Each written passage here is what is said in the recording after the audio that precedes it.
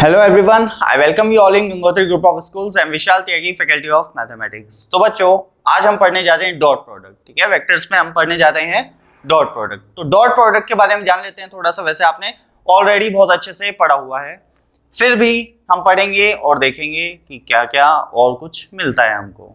Alright, जैसे अगर मैं सबसे पहली बात बोलूं डॉट प्रोडक्ट के बारे में, तो मैं ये बोलूंगा कि it is used to find angle between the vectors. सबसे ज्यादा यूज इसका ये है, angle between two vectors. Alright बच्चों, तो मैं अगर डॉट प्रोडक्ट को डिफाइन करूं तो मैं तो ये कहूंगा यार कि ये ऐसा है कि दो वेक्टर्स के बीच का अगर आपको एंगल निकालना हो ना, तो डॉट प्रोडक्ट आपके दिमाग में आनी चाहिए. मतलब मैं ये नहीं बोलूंगा कि डॉट प्रोडक्ट का सिग्निफिकेंस सिर्फ यही है, उसके और भी हैं. जैसे प्रोजेक्शन पढ़ेंगे हम आगे, मेन सिग्निफिकेंस तो उसका प्रोजेक्शन है. ठीक है, एक वेक्टर का दूसरे वेक्टर पे प्रोजेक्शन. लेकिन फिर भी मैं ये बोलूंगा आपको कि डॉट प्रोडक्ट आपके दिमाग में सबसे पहले कब आएगा, जब भी क्वेश्चन में आपको दिया जाए कि find the angle between the vectors. Alright, या आपको वेक्टर मतलब एंगल निकालने की किसी भी क्वेश्चन में जरूरत पड़ेगी, तो you should think about dot product. Alright, चलिए. अच्छा, डॉट प्रोडक्ट है क्या भाई? दो वेक्टर्स को ऐसे ही सिंपल मल्टीप्लाई नहीं कर सकते, जैसे 2 × 2 4. ठीक है, तो दो टाइप के प्रोडक्ट पॉसिबल हैं वेक्टर्स में. एक तो ए डॉट बी, इसे बोलते हैं स्केलर प्रोडक्ट ऑल्सो. ठीक है ना,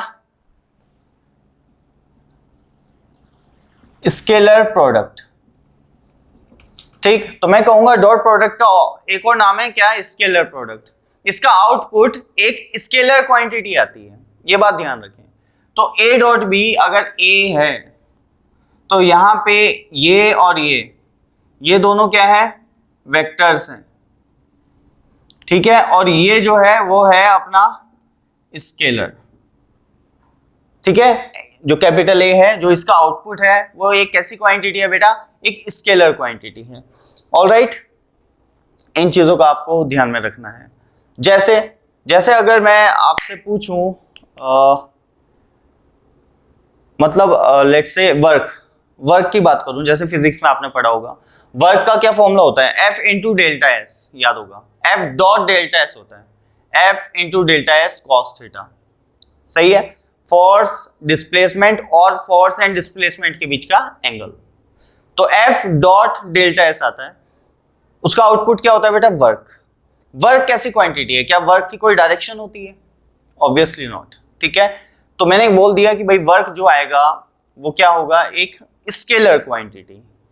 जबकि फोर्स एक वेक्टर क्वांटिटी है, डेल्टा एस मतलब डिस्प्लेसमेंट भी एक वेक्टर क्वांटिटी है.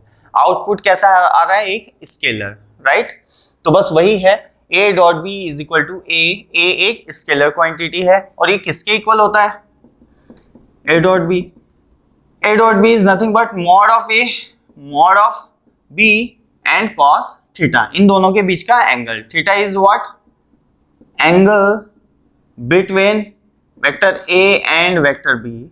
थीटा लाइंग बिटवीन व्हाट, 0 से बेटा पाई. जो थीटा होगा एंगल बिटवीन टू वेक्टर्स, वो मैं ऑलरेडी पहले ही बता चुका हूं, अब फिर बता रहा हूं कि दो वेक्टर्स के बीच का एंगल 0 से पाई के बीच में होगा. ऑलराइट, कैसे, देखो जैसे एक वेक्टर ये है, एक ही है, ये थीटा है. कितना तक हो सकता है देखते हैं.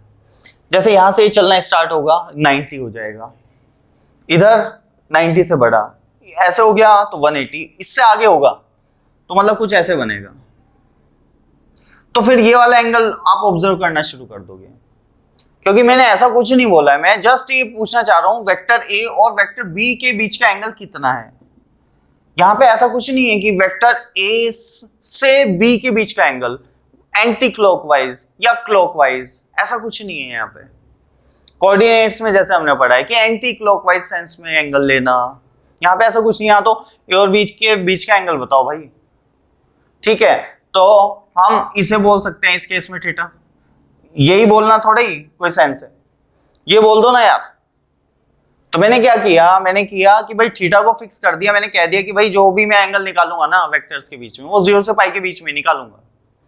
तो अगर मैं बोल रहा हूं कि जो वेक्टर्स हैं उनके बीच का एंगल 3π/4 है. ठीक है, क्या 3π/4 है, तो वो ऐसे भी हो सकता है और ऐसे भी हो सकता है,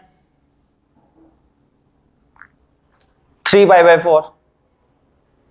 ठीक है, तो क्योंकि जस्ट मैंने क्या चीज बोली है कि angle between the vectors, vector के बीच का एंगल कितना है, जस्ट मैं ये बोलना चाह रहा हूं और कुछ नहीं बोल रहा हूं। ठीक है भाई, ये थोड़ा ही बोल रहा हूं मैं कि किस डायरेक्शन में है, डायरेक्शन तो अलग अलग हो सकती है वेक्टर की। अब ऐसे बना रखा है, मैं इसी को ऐसे बना दूं तो एंगल तो तब भी उनके बीच का सेम है, लेकिन डायरेक्शन तो अलग अलग है।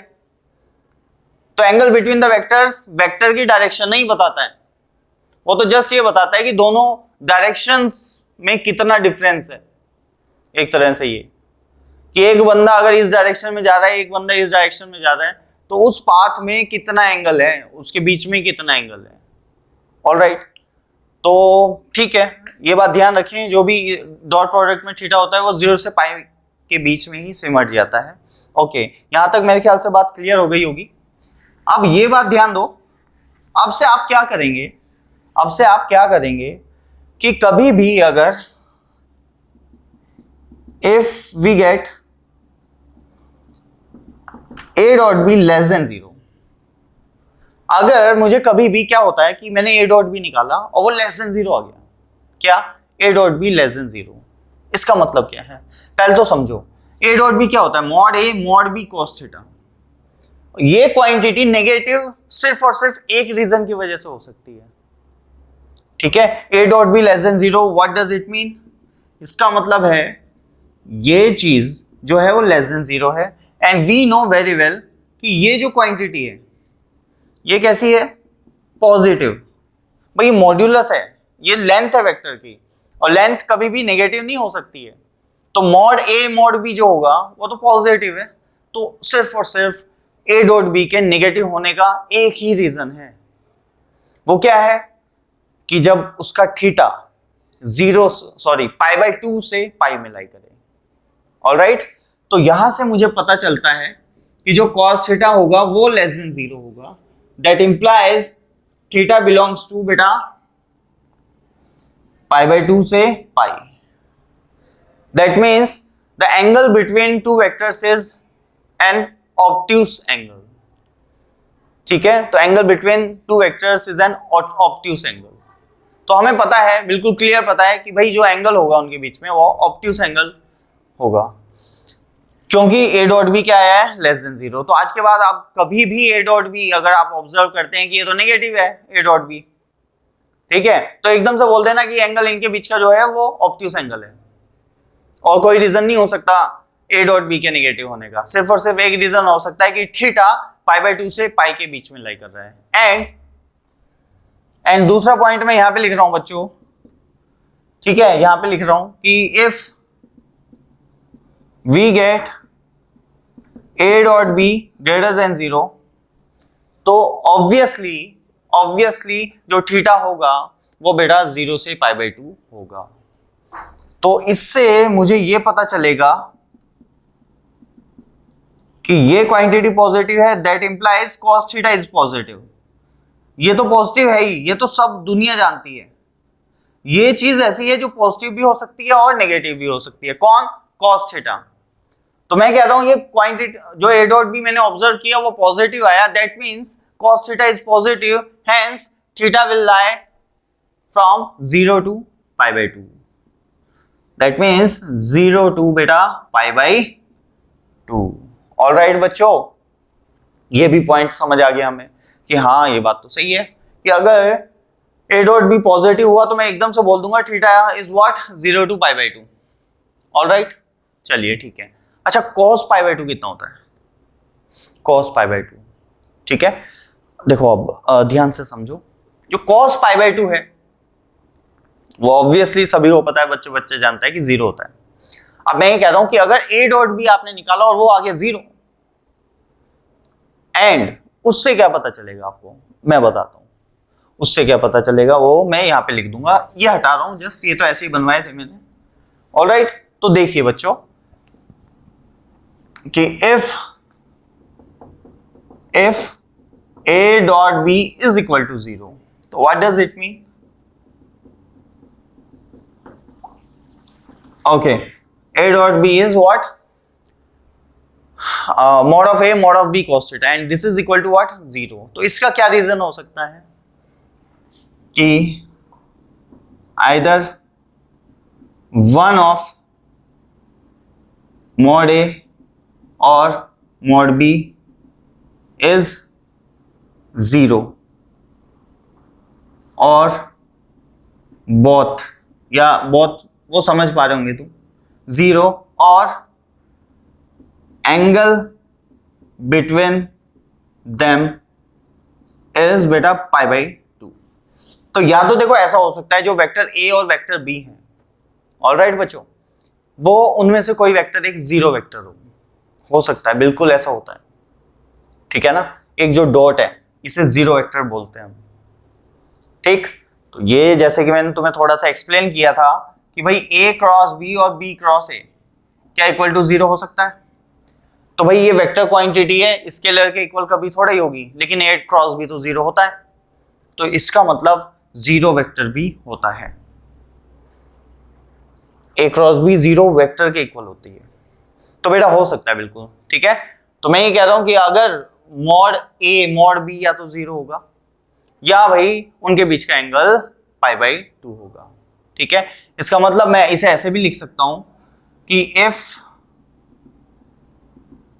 it is given that mod a या vector a and b are non-zero vectors,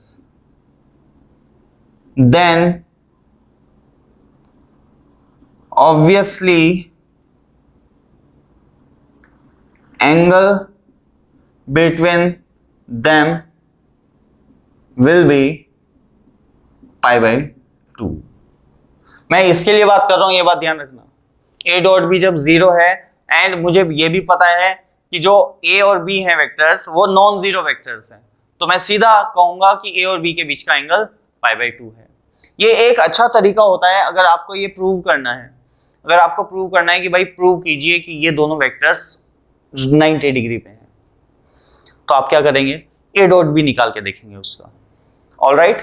क्या निकाल के देखेंगे, ए डॉट बी, तो उसका ए डॉट बी ले लोगे, मतलब डॉट प्रोडक्ट लगा दोगे उन दो वेक्टर्स के बीच में और उसे इक्वल टू जीरो के प्रूव कर देना, तो वहां से बेटा प्रूव हो जाएगा क्या कि angle between the vectors is pi by 2, alright. तो कुछ लोग ये तो जानते हैं, इसको मिस कर देते हैं, इस थ्योरी को, और कई बार वो इस पे भी वर्क करवा लेते हैं, तो ध्यान रखें, इस थ्योरी को भी याद रखें कि ऐसा भी हो सकता है वो ए और बी जो वेक्टर है वो नॉन जीरो ना हो, इसका मतलब कोई उनमें से एक जीरो हो या दोनों जीरो, वो भी तो रीजन हो सकता है ए डॉट बी के जीरो होने का, तो उसे भी आप कंसीडर करके चलें, ये बात ध्यान रखें। एंड ये तो सबको पता चल ही रहा होगा कि उनके बीच का एंगल पाई बाई 2 हो जाएगा, और कुछ नहीं है। चलिए दूसरी चीज, हम कई बार ये देखते हैं कि जो भाई ए डॉट बी है वो पॉजिटिव तो है और मॉड ए मॉड बी के इक्वल है, तो that means angle between them is what, 0 degree. उनके बीच का एंगल बेटा कितना हो जाएगा, 0 डिग्री, ओके। अच्छा, कभी हम ये देख लेते हैं कि ए डॉट बी जो है minus of mod A mod B के बराबर है, माइनस, तो ऑब्वियसली कॉस पाई रहा होगा, कॉस पाई, ठीक है ना। नेगेटिव साइन कौन इंट्रोड्यूस करता है, सिर्फ कॉस, डॉट प्रोडक्ट में नेगेटिव साइन को सिर्फ कॉस इंट्रोड्यूस कर सकता है, तो -1 आ रहा है ए dot B, sorry A mod of A mod of B के साथ जो आ रहा है वो -1 आ रहा है, तो ऑब्वियसली कॉस थीटा की वैल्यू -1 रही होगी। वो कब होती है, व्हेन थीटा इज बेटा पाई, तो angle between the vectors is pi. तो ये कुछ चीजें हैं जो डायरेक्ट आप हमारे दिमाग में होनी चाहिए, इतना हमें टाइम लेना ही नहीं है कभी। तो ध्यान रखें कि अगर आपको कभी भी दिखता है A vector A dot vector B is equal to modulus of A into modulus of B, then you have to think that the angle between the vectors will be 0 degree. If it is equal to minus of mod a mod b, then what will be the angle between the vectors? It should be what, pi. Alright बच्चों, तो इस theory को बिल्कुल ध्यान से रखें, बिल्कुल ध्यान से रखें और इसे जल्दी से कॉपी करो। तो बच्चों एक दो पॉइंट और देख लेते हैं जल्दी इसके ऊपर, कि कभी अगर आपको लिखा हुआ दिखता है ये वेक्टर ए का square, what does it mean? Vector A का स्क्वायर लिखा है भाई, ये स्क्वायर तो समझ आता है हमें, मॉड्यूलस ऑफ ए का स्क्वायर, क्योंकि वेक्टर ए का स्क्वायर क्या है, ठीक है। तो वेक्टर ए का स्क्वायर इज नथिंग बट, कुछ लोग इसे सोचेंगे अच्छा ये होगा या ये वाला होगा, कंफ्यूजन ये रहेगी स्क्वायर में, क्योंकि जैसे मैं 2 का स्क्वायर लिखता हूं तो क्या होता है 2 इंटू 2। अब मैं उसे ऐसे भी लिख सकता हूं, ऐसे भी। मल्टीप्लिकेशन को हम 2 तरीके से डिनोट करते हैं जनरल अलजेब्रा में, ठीक है, ये समझ आता है तुम्हें। तो यहां पे हम कैसे डिनोट करेंगे, यहां पे बेटा डॉट के साथ डिनोट करोगे आप, ये बात ध्यान रखें। तो वेक्टर ए का अगर कभी स्क्वायर आपको दिख रहा है तो समझ जाओ it is nothing but A dot A, and ये भी तुम्हें पता होगा मॉड इसकी वैल्यू क्या होगी, ए डॉट ए की। ए डॉट ए की वैल्यू निकाल लेते हैं, चलो। वेक्टर ए और ए डॉट ए है ना, तो A modulus of A and modulus of A into cos 0, A और ए के बीच का एंगल बेटा कितना होगा 0, ये तो सेम वेक्टर्स है, तो एंगल कितना होगा बेटा 0, कॉस 0 कितना होता है 1, तो this is equal to modulus of A के स्क्वायर के बराबर होता है। तो इसमें कोई भी टेंशन की बात नहीं है, तो ये बात आप याद रखेंगे। Similarly vector A plus vector B का स्क्वायर लिखा है तो समझ जाओ ये कुछ नहीं है, ये ऐसा कुछ है, just modulus of A plus B का स्क्वायर है, ठीक है।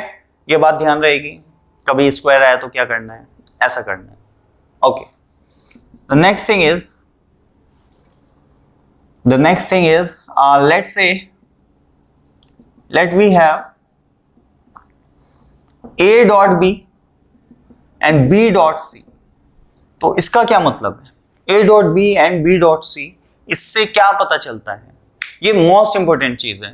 डॉट प्रोडक्ट की सबसे इंपॉर्टेंट चीज ये है, मैं जहां तक जानता हूं, और एंगल निकालना, ये दोनों ही चीजों का इसमें सबसे ज्यादा यूज होता है।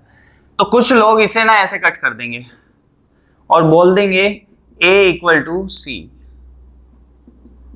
और मैं कह रहा हूं ये जो मेथड है ये है रॉन्ग मेथड। ऐसा तुम्हें वैसे भी मैंने बता रखा है, मैथमेटिक्स में आपको कभी भी ऐसा तो कट करना ही नहीं होता ना यार, ऐसे कट करते हैं कि हम कभी, सॉल्यूशन लॉस होता है, यू नो वेरी वेल। तो बिल्कुल भी ऐसा नहीं करेंगे, आप कह देंगे बी से बी कट करके कि a इक्वल टू सी, ठीक है, ये रॉन्ग मेथड है, ये अधूरे सॉल्यूशन दे रहा है। ये भी एक सॉल्यूशन होगा, ये नहीं मैं कह रहा हूं, लेकिन ऑब्वियसली कट करने से सॉल्यूशन लॉस होता है, वही हुआ है। तो मैं कह रहा हूं कि राइट मेथड देख लो, right method, if we have what a dot b, तो यू नो वेरी वेल कि क्या करना चाहिए, एक तरफ लेके आना चाहिए, a dot b minus b dot c। a को आप कॉमन ले, सॉरी b को कॉमन ले सकते हो, बिल्कुल ले सकते हो, कोई भी टेंशन की बात नहीं है, और यहाँ पे डॉट लगा सकते हो, ये दोनों का मीनिंग यही होता है।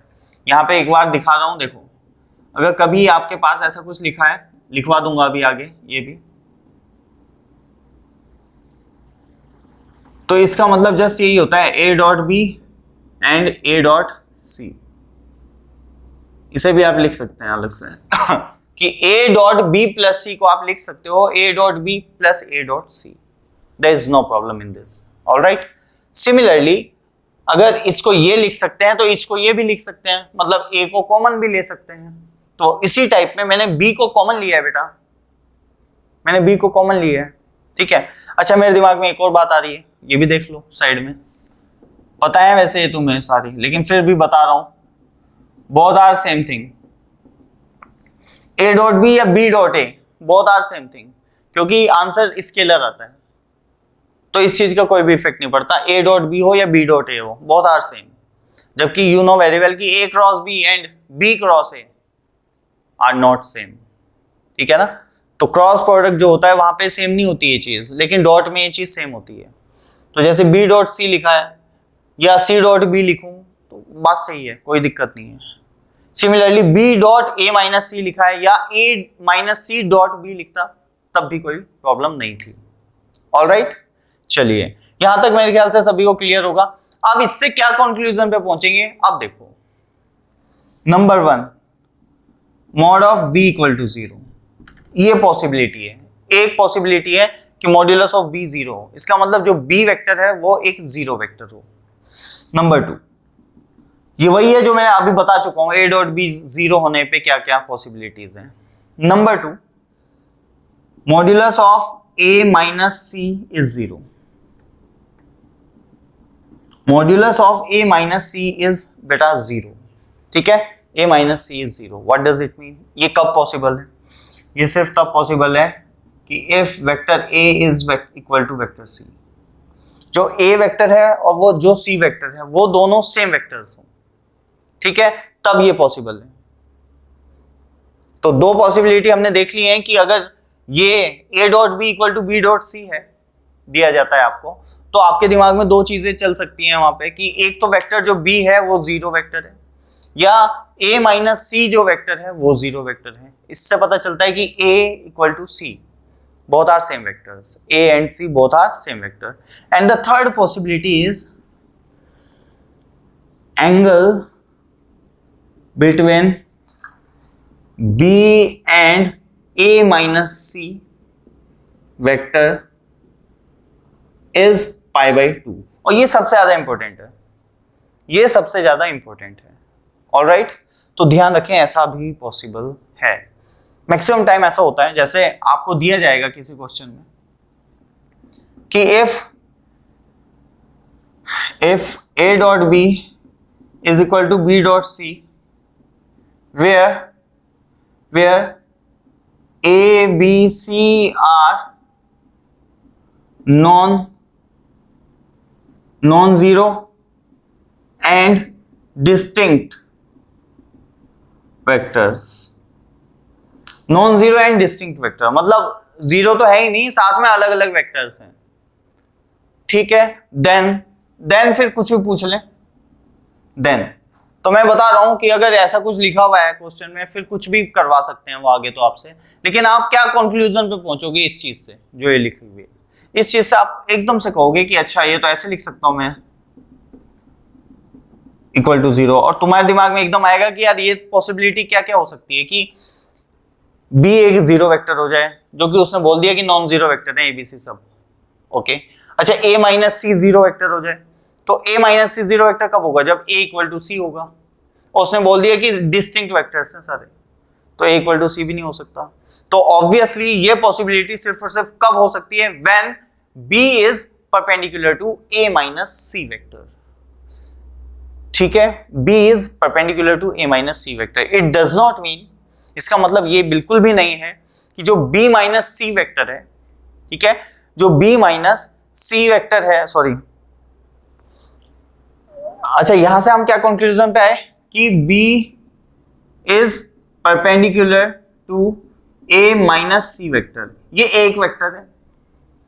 अगर b a minus C vector के परपेंडिकुलर है, it does not mean it will be perpendicular to A and C also, ऐसा बिल्कुल भी नहीं है। कुछ लोग इसे ऐसे समझते हैं कि अच्छा B जो है वो A माइनस सी वेक्टर जो है उसके परपेंडिकुलर है, इसका मतलब B जो है वो A के भी परपेंडिकुलर है और C के भी परपेंडिकुलर है। ऐसा बिल्कुल भी नहीं होता, मैं बता दूं। जैसे फॉर एग्जांपल मैं तुम्हें यहाँ एक पिक्चर बना के दिखा रहा हूँ, एक पिक्चर देखो, मान लेते हैं A वेक्टर ये, B वेक्टर ये, तो माइनस बी वेक्टर कौन सा होगा? माइनस बी वेक्टर इधर होगा, फिर माइनस बी वेक्टर ये रहा अपोजिट डायरेक्शन में। अब इनका रिजल्टेंट क्या होगा? यहां आएगा कोई, सही है, जो a माइनस बी जो वेक्टर आया है वो ये कुछ होगा हमारा, ओके। एक मिनट, उसी के हिसाब से ले लेते हैं, c ले लेते हैं इसे, c और ये भी c, तो ये वेक्टर आ गया a माइनस सी वेक्टर बेटा। जो ये वेक्टर है ये है हमारा a माइनस सी वेक्टर। अब इसके परपेंडिकुलर कितने वेक्टर हो सकते हैं? इनफाइनाइट वेक्टर्स हो सकते हैं। तो जैसे ये है, इसके परपेंडिकुलर मैंने कहा ये है, ये वाला वेक्टर देखो इसके परपेंडिकुलर है, तो इसके परपेंडिकुलर है क्या a और c के परपेंडिकुलर है? नहीं, क्योंकि हम जनरली परपेंडिकुलर को ना बाहर, प्लेन से बाहर वाला ही केस जनरली हम सोचते हैं कि अच्छा a माइनस सी के परपेंडिकुलर, इसका मतलब ये, अच्छा ये तो a और c दोनों के भी परपेंडिकुलर है, तो हम फिर नई थ्योरी दिमाग में जनरेट कर लेते हैं। तो ध्यान रखें भाई, a माइनस सी वेक्टर के परपेंडिकुलर वेक्टर सिर्फ यही नहीं है, उस प्लेन में भी है, और उस प्लेन के बाहर ये वाला वेक्टर, ये भी इसके परपेंडिकुलर है, ये भी। तो मैंने बताया है एक वेक्टर के परपेंडिकुलर कितने वेक्टर्स हो सकते हैं, इनफाइनाइट। एक ये बहुत सारे, और वो सभी वेक्टर्स ऐसा जरूरी नहीं है कि ए और सी के भी परपेंडिकुलर हो। तो ये बोलना बिल्कुल मूर्खता होगी कि अगर बी ए माइनस सी के परपेंडिकुलर है, that means B A and C दोनों के भी परपेंडिकुलर होगा। ऐसा बिल्कुल भी नहीं है, ऐसा बिल्कुल भी जरूरी नहीं है बच्चों, हो भी सकता है और नहीं भी। ऑलराइट, तो इस चीज को ध्यान से समझने इंपॉर्टेंट है, जल्दी से कॉपी कीजिए।